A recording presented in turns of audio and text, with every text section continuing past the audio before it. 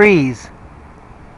Where I live in the prairies, there really were never too many trees, and those that did exist were stunted, and people would cut them down, so the prairie was very barren. And when they were replanted for a purpose, usually as thin barriers around the house to protect the house against the weather.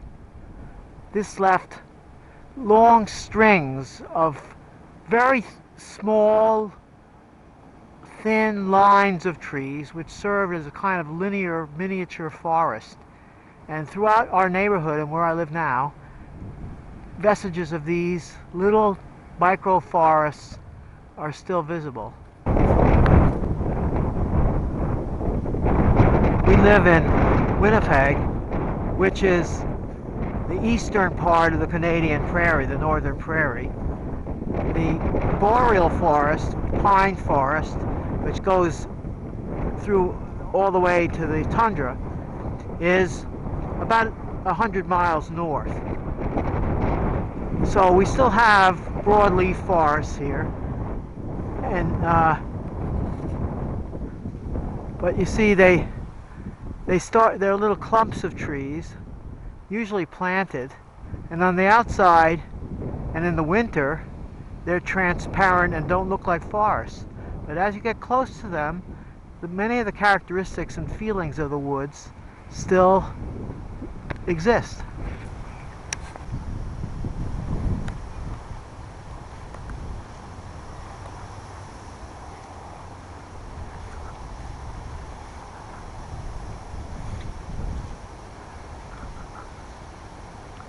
Sense of the dark,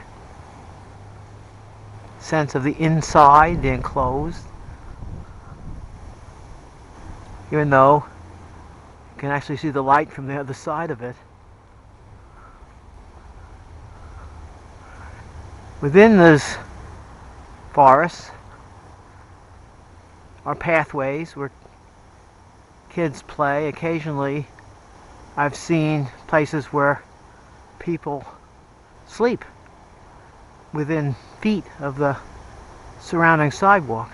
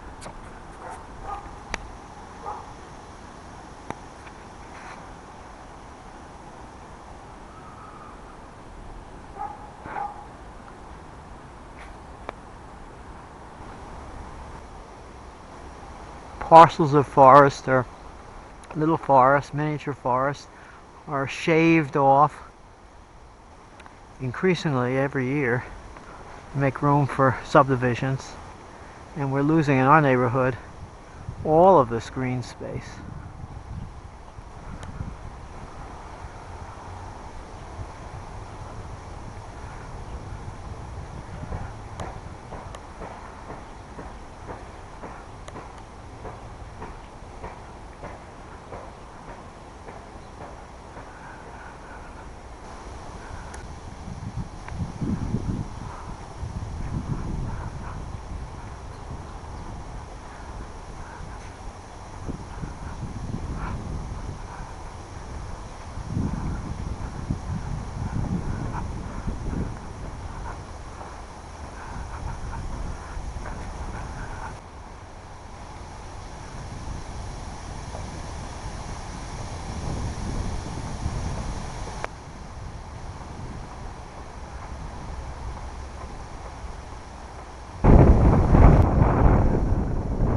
Kind of beauty to it, because this field spread almost to the horizon, of course, with dots of buildings.